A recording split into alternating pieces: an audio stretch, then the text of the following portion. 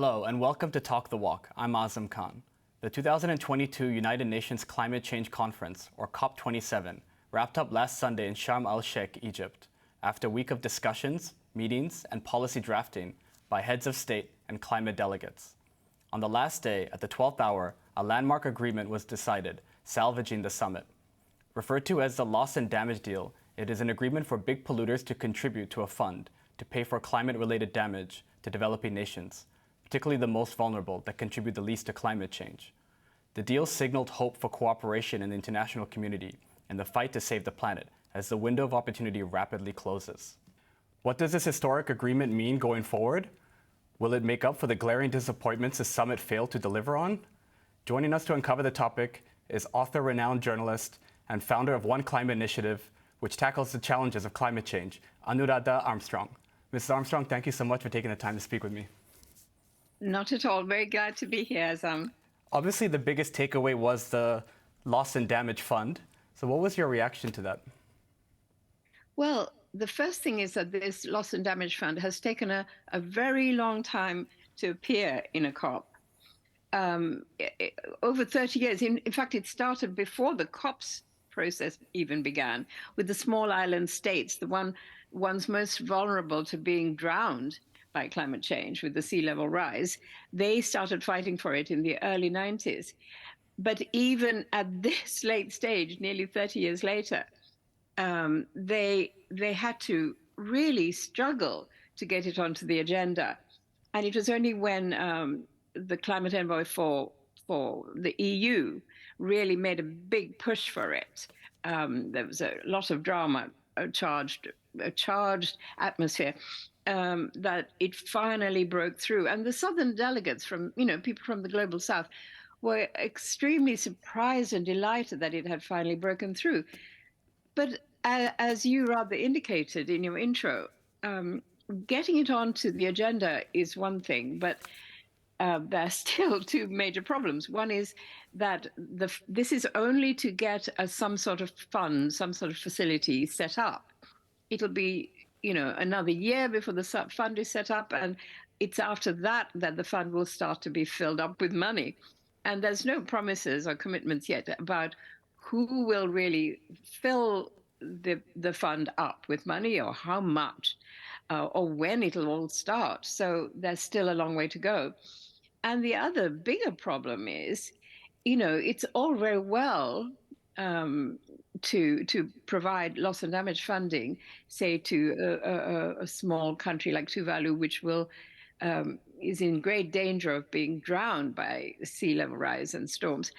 But what's the point if climate change itself is allowed to run rampant, and then Right. the Tuvalu is drowned again? It's a bit like rushing a patient to hospital to casualty with a bleeding head and a heart attack. I mean, you may bandage up their head, of course, and staunch the bleeding, but if the patient still dies of a heart attack, what's the point of doing the bandage, Right. And so do you think that the fund, the details of the fund, will be hammered out by next summit, right? There's no details as to how much is in the fund yet. We hope, we hope. But Right. the really big point is that the target for lowering emissions, Right. called mitigation, was really not addressed properly. That was a big disappointment by a lot of critics. Why was that? Why was that not? Is there particular reasons why that was not addressed? The lowering of emissions. Yeah, it's quite straightforward. It's because the COP is not only a place for governments that are trying to make the world safe from the climate. It's also a place which is full of fossil fuel industry lobbyists, and also big agriculture lobbyists.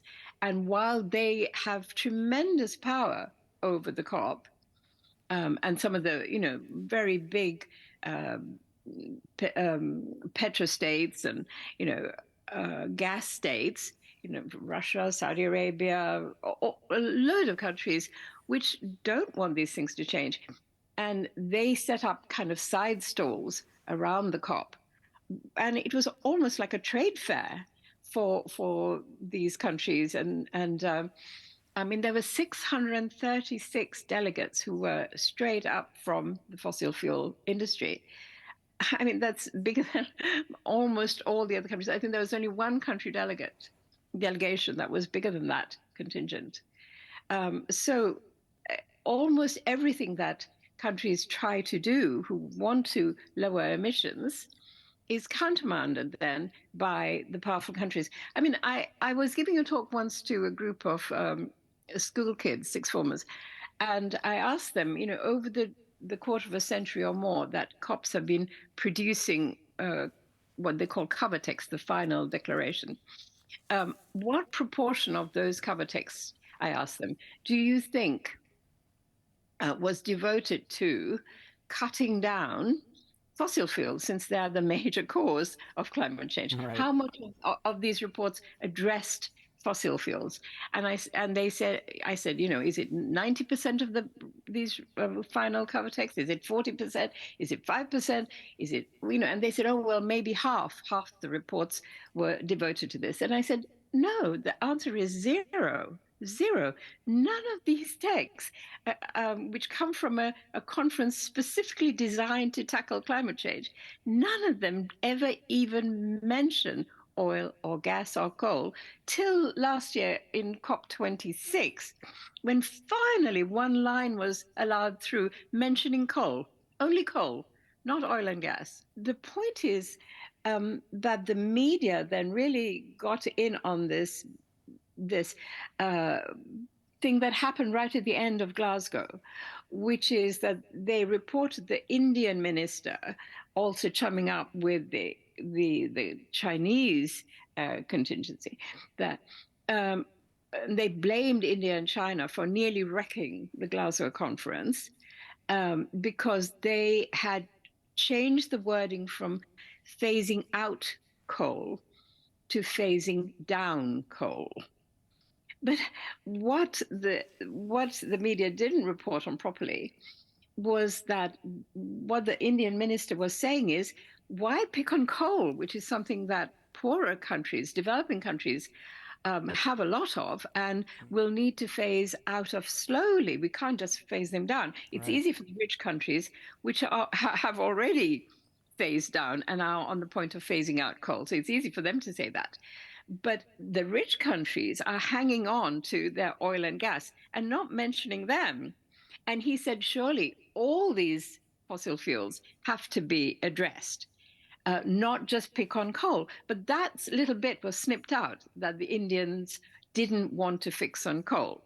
And the rich countries that had oil and gas were allowed to hide behind the curtain. Sure. Now, what happened at Sharm was that there was a big push to include all of them.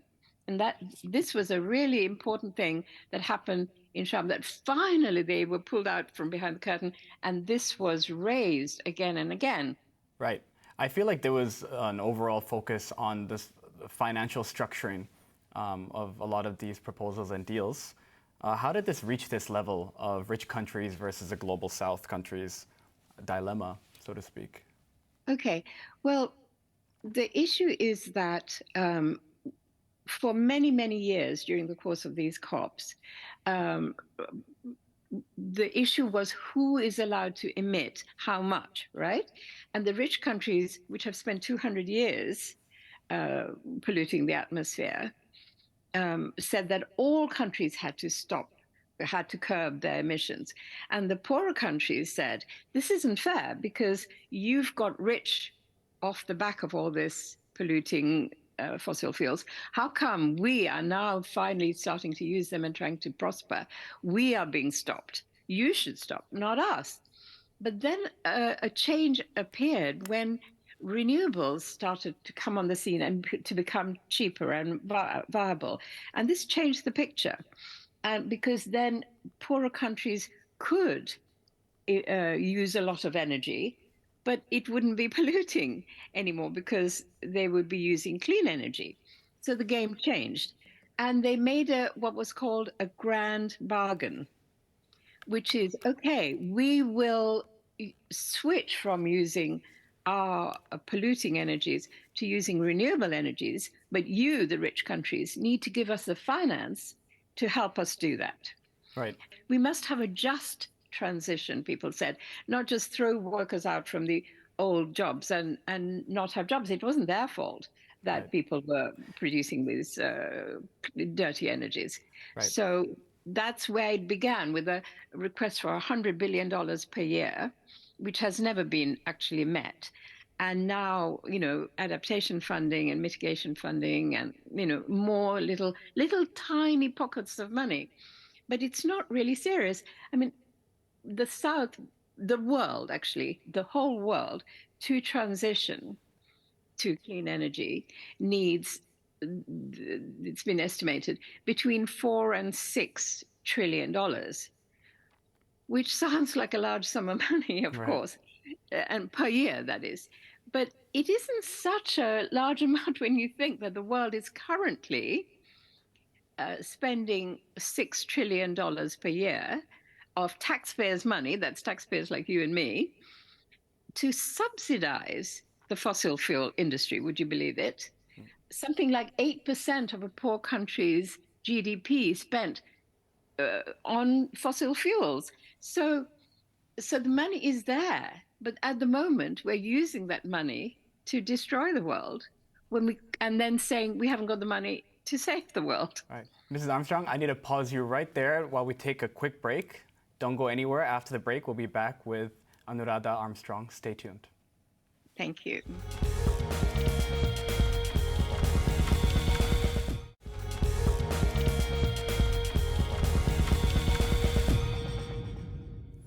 Welcome back to Talk the Walk. I'm speaking with renowned journalist and founder of Climate One Initiative, Anuradha Armstrong, discussing COP27 summit that concluded last Sunday. Mrs. Armstrong, China's Xi Jinping, the top climate envoy for China, met with John Kerry, who is the special envoy for the U.S., in the sidelines of COP27, and they described their talks as very constructive. How significant is that for the rest of the world and for the fight for climate change action? I think it's very significant because they are the two biggest emitters in the world, although not per capita. China obviously has 4 times as many people. And so their decisions really affect the whole world.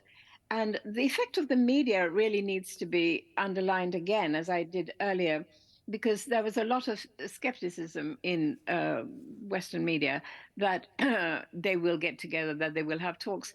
But I was absolutely convinced they would have talks, and indeed they did. And John Kerry and Xi Jinping are old friends and old colleagues, and they obviously had a very useful meeting. And also, so did President Xi and President Biden. They recognize that climate change is a much bigger issue. It's a humankind level issue and not just a national political competition issue.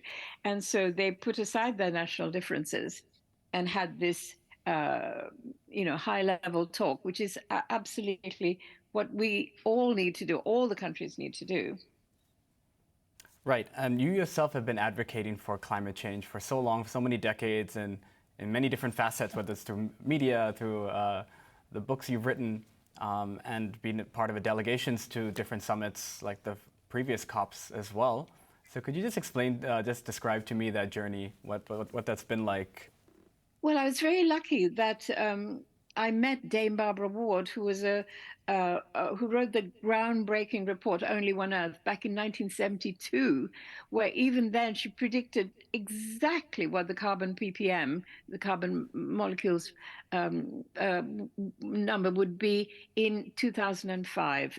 Scientists knew very early on, but it was unfortunately only spoken about among scientists. And I was also extremely lucky to be taught about climate change by the renowned US scientist Carl Sagan and the British counterpart James Wow. Lovelock. He sat me down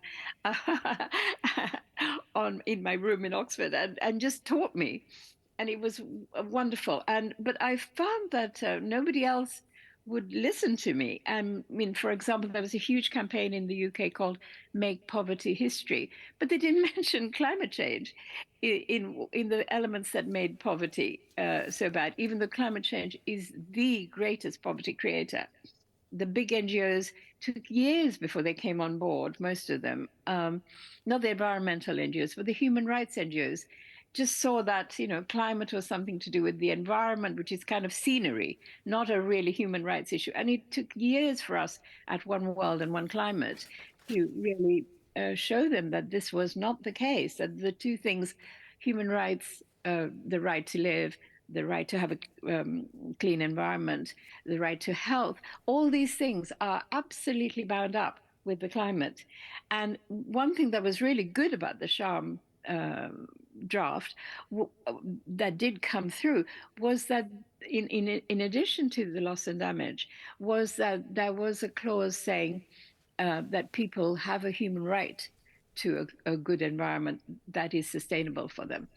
And that is very important because young people, especially who want to take their governments to court, now have this as a legal right that they should be allowed to live. Because if the cops don't continue to fail us by not really hitting the 1.5 target, 1.5 degrees temperature rise above pre-industrial levels.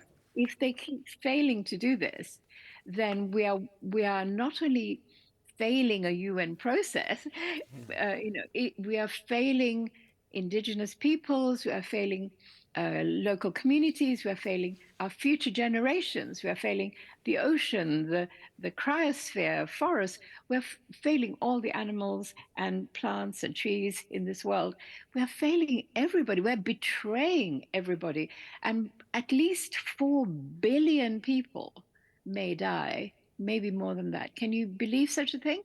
And we're doing all that in order to make more short-term profits for a few oligarchs, oil and gas oligarchs, or a few countries that are still trying to cash in on their oil and gas reserves. They think they're doing it in order to help their countries with their economic development because their countries are poor. For example, many people, many corporations hung around the African delegations at this COP. It was supposed to be the Africa COP to help Africans, but they were trying to get more gas out from African countries as a short-term poverty fix. But the long-term result will be even more devastation for Africa, because if we miss 1.5, and we know that currently we're at 1.1 to 1.2, and look at the terrible effects now. Pakistan is drowning. There are wildfires in Australia that killed billions of animals. Islands in Southeast Asia. Yeah, Right. and then tens of millions of people in the Sahel, in the Horn of Africa, starving now. All these terrible things are happening at 1.1 to 1.2. Imagine what will happen at 1.5. And beyond 1.5, there's a new danger because the temperature rise consequences don't happen in a linear way. Once you pass 1.5, you can start triggering irreversible Butterfly effect sort of thing. yeah, feedback loop. So then you can't reverse it anymore, and things get worse and worse, faster and faster, and basically most of the world has had it then. And Right. so that's why we have to stick to 1.5. Right. So, Mrs. Armstrong, what are some important necessary steps that need to be taken going forward, whether it's in policy or on a micro level or just new concepts? Well, one really important thing is how to switch quickly to renewables. So you need grids, you need smart grids, both at the village level, little microgrids, but then expanding out to national level, and then super grids that take you right across from continent to continent, crossing oceans. And this infrastructure is something that's already happening in China, for example, and is very much being pushed forward by the Indian Prime Minister Narendra Modi as well. And in fact, this idea of joining up the whole world with grids so that all the countries can share their energy. So wherever the sun isn't shining or the wind isn't blowing, you just get it on a pipeline from a country where the sun is shining and the wind is blowing. We have to learn to work as one world and to share as one climate. And then, we will have all the energy we need and at the cheapest possible price. So I want to say that this idea has been summed up by the phrase "the energy internet," and this phrase actually came from China, from a Right. senior person in China. And the New Scientist magazine led on this after the Glasgow conference as the key thing, the key measure that the world needs to take. So, Wow. and I made a film about this, in fact, which perhaps you could show your viewers a little bit of. And in terms of concepts, let me rattle off a few. During the current cost of living crisis, when people are suffering from lack of cheap food and lack of cheap energy, we must make sure that we don't turn the people struggling in the north against people struggling in the south. The 99% of us, all of us, we have to struggle together against the 1% who are making money out of coal and gas and are exploiting our situation. So that should be the division between the 99% and the 1%, not between the North and the South.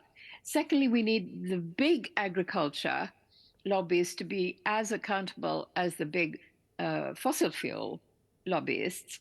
And we need to protect our ancient trees.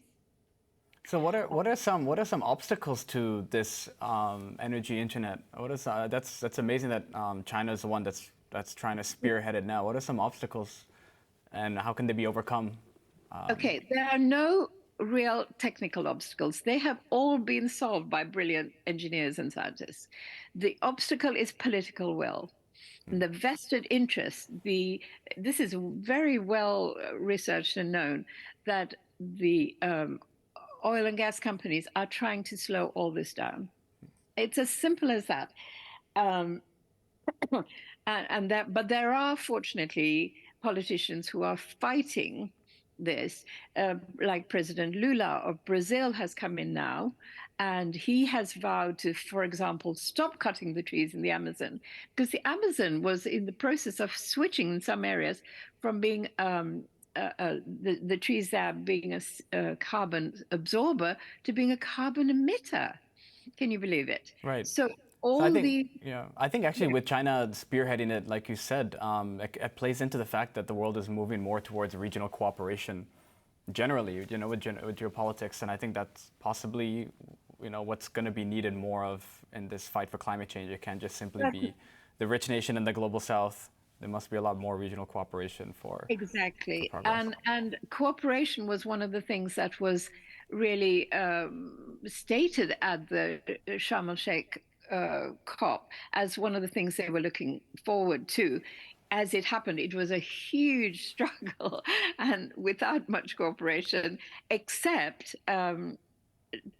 towards the end, they did get the loss and damage through. They did get the rights points through, and people are beginning to see that protesters everywhere who are saying just stop oil, just stop gas and coal, they have something worth listening to.